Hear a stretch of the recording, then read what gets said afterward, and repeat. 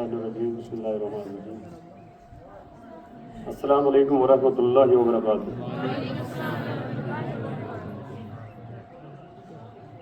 मुझे अभी बताया गया कि आज वर्ल्ड एंटी ड्रग डे, तो ये ऐसा मौजू है कि जिस पे जितना बोला जाए उतना कम, क्योंकि आजकल के इस कंटेम्प्रेरी वर्ल्ड में, आजकल के इस दौर में बहुत सारे मसाइल, बहुत सारे सोशल इश्यूज हैं, लेकिन सबसे बड़ा जो अलार्मिंग है सोशल इशू, और वो है ये ड्रग अब्यूज। ये इतना बढ़ चुका है कि इसमें लगभग छोटे से लेकर एक बड़े बालिग इंसान तक इन्वॉल्व है। अब इस लत में, इस हम कह सकते हैं एक कर्स है, इसमें लोग इन्वॉल्व क्यों हो जाते हैं?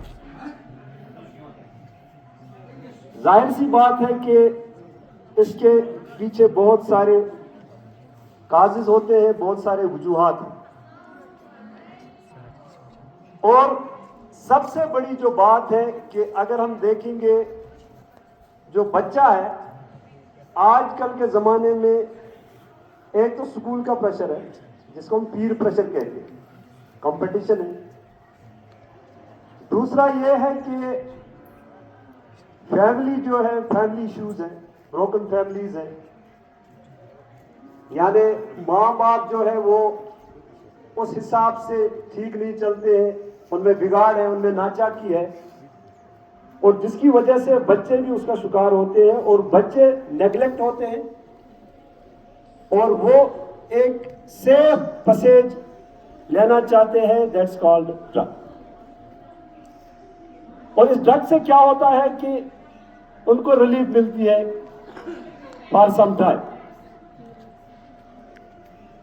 वो समझते हैं कि इस दर्द का, इस मुश्किलात का जो इलाज है वो यही है, इससे जो रेस्क्यू है यही है। तो आजकल के जमाने में अब स्टूडेंट्स को अलग प्रेशर है, अब पढ़ाई के बाद नौकरी की वो अलग प्रेशर है। अब कोई बच्चा एग्जाम पास करता है तो फिर जो नहीं कर पाता है उसके माँ बाप उसको डांट डपट, आप देखो आप ही के साथ पढ़ता था, हमसाया का बच्चा है, वो देखो कितना आगे निकल चुका है और आप नालायक हो, आप कुछ नहीं कर पाते हो। और इससे एक प्रेशर बढ़ता है, और ये बच्चा जो है ये गलत चीज, गलत राह लेता है। क्योंकि हम स्कूल में ही, स्कूल की बात ही करेंगे, और सबसे जो और एक वजह है वो है एसोसिएशन। हम एक क्रिमिनोलॉजी में एक थ्योरी है, डिफरेंशियल एसोसिएशन थ्योरी।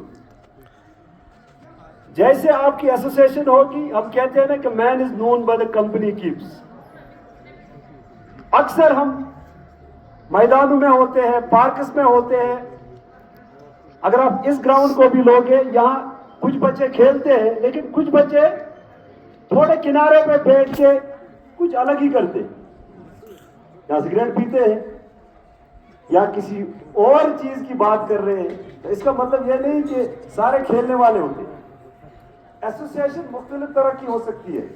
कल मैं नमाज के लिए जा रहा था, मैंने दो लड़कों को देखा, शायद इसी गांव के होते, एक सिगरेट पी रहा था, दूसरा मोबाइल पे बात कर रहा था, और मैंने उनको रोका, मोबाइल बंद करवाया, सिगरेट भी उसने बंद कर दी। उसने माजरत की, मैं उसके गलती, आप स्कूल के आते में एक जुर्म ये है, दूसरा जुर्म ये है कि आप सिगरेट पी रहे, तो वो भाग गए बाद।